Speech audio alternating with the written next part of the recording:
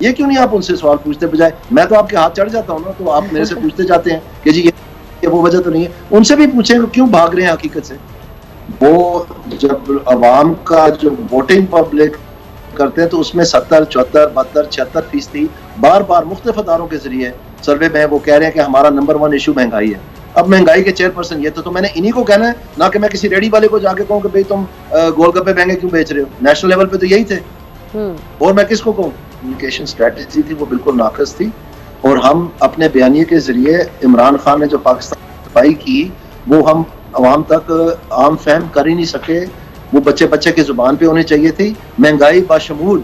اور اس کے بعد جب یہ مہنگائی کا طوفان ٹوٹا، اس میں بھی ہمارا کوئی بیانیہ نہیں تھا، نہ ہم اس چیز کا جواب دے سکیں افیکٹولی. اور میں آنے والے دنوں میں دوں گا جواب، اور آپ کو فرق محسوس ہوگا. پھر میں نے 5 سال سے اپنا سر دیوار میں مار مار کے اپنی جماعت کو مہنگائی کے بارے میں اور کمیونیکیشن اسٹریٹجی کے بارے میں بار بار آگاہ کیا ہے کہ یہ معاملہ درست نہیں ہے، غور کرنے کی ضرورت ہے. سعد رفیق صاحب کا چونکہ یہ شعبہ نہیں تھا تو شاید وہ اس سے واقف نہیں ہے کہ میں کتنا چیختا چلاتا رہا ہوں، لیکن یہ ہے کہ وہ لوگ جن کے ساتھ یہ بات چیت ہوتی رہی ہے. اور میں اگر یہ کچھ ایسا ہوا موقع ملا تو میں ضرور اپنی جماعت کو یہ بتاؤں گا، یاد دہانی کرواؤں گا کہ کیا national price monitoring and control committee کے ایسے اقبال صاحب چیئرپرسن تھے یا نہیں تھے، کس دن تعینات ہوئے، کتنی انہوں نے میٹنگز کی، کیا اس میں اقدامات کیے. یہ بات کر کے ان کو بیپر پہ لے کے تو پوچھے نا جی کہ آپ کہہ رہے ہیں آپ کا تعلق کوئی نہیں ہے، کیوں نہیں پوچھتے آپ.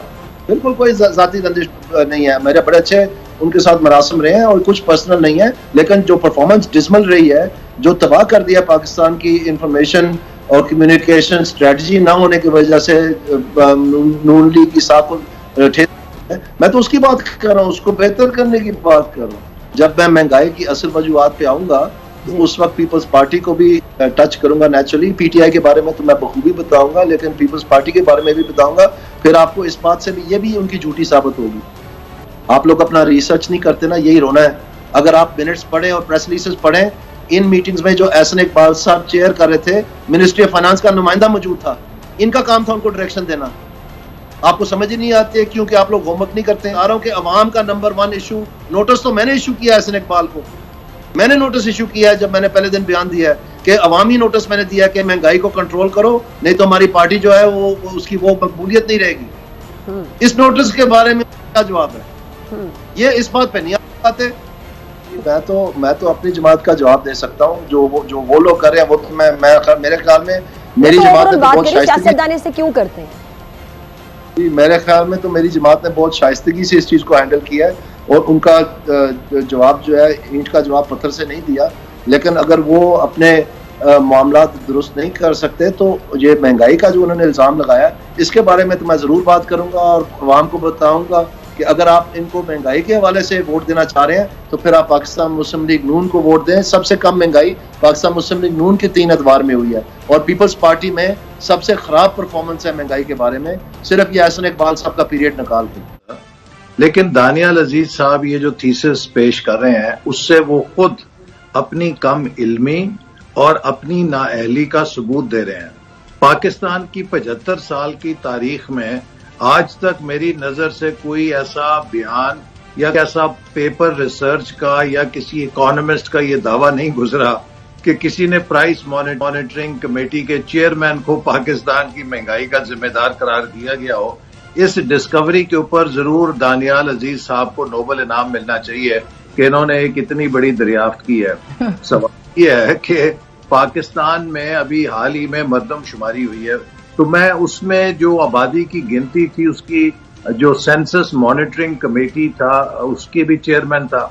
اب مجھے یہ بتائیے کہ اگر ہم نے آبادی کی گنتی کی اور اس کی شرح جو ہے وہ 2.4 سے بڑھ کر 2.55 نکل آئی، اگر پاکستان میں لوگوں نے بچے زیادہ پیدا کیے ہیں اور گنتی میں ہمیں یہ پتا لگا کہ وہ بچے زیادہ پیدا ہوئے ہیں. پرائس مانیٹرنگ کمیٹی کا ایک بہت محدود دائرہ ہوتا ہے. اس کا مقصد یہ ہوتا ہے کہ جو ادارہ شماریات ہے یہ پہلے وزارت خزانہ کے ساتھ ہوتا تھا، تو یہ مانیٹرنگ پلاننگ میں دے دیا گیا. جی اب یہ پلاننگ میں دے دیا گیا، اس وجہ سے منسٹر پلاننگ کو اس کا چیئر مقرر کر دیا گیا. اس کمیٹی کے اندر جو ادارہ شماریات پورے پاکستان کی مارکیٹ سے اجناس کی، آلو کی، پیاز کی، گھی کی، آٹے کی قیمتیں معلومات لے کر آتا ہے، کہ جو مہنگائی ہے وہ کن چیزوں سے ہوتی ہے.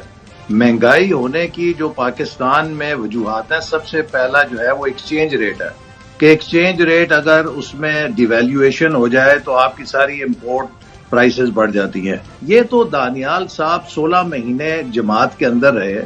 یہ جو ان کو اب تھیسس یاد آیا ہے، یہ 16 مہینے میں انہوں نے وزیر اعظم کے ساتھ بات نہیں کی، وزیر خزانہ سے بات نہیں کی، ان کی اہلیہ نے اس کے بارے میں قومی اسمبلی میں تقریر نہیں کی. اب تو یہ ایک بے معنی بات ہے. ان کا کوئی مقامی جھگڑا ہے جس کو وہ 4 سال جب عمران خان نے تہس نہس کر دیا. مجھے یہ بتائیے کہ جو IMF کا معاہدہ ہے، جن کنڈیشنلٹیز کی وجہ سے خود عمران خان صاحب نے اعتراف کیا کہ ابھی تو مہنگائی شروع ہوئی ہے، آنے والے سالوں میں اور مہنگائی ہو، تو وہ معاہدہ جو عمران خان نے IMF سے کیا تھا، ہم اپوزیشن میں تھے، ہم نے اس وقت چیخ چیخ کر خبردار کیا تھا کہ یہ بغیر سوچے سمجھے جن شرائط کو مان رہے ہیں، اس کے بعد غریب آدمی کا کچومر نکل جائے گا.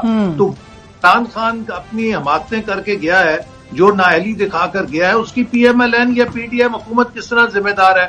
ہمارے پلے تو جب پاکستان پڑا، یا ہم نے جب پاکستان کو لیا تو اس لیے لیا کہ پاکستان کو عمران خان ڈیفالٹ کے کنارے پھینک گیا.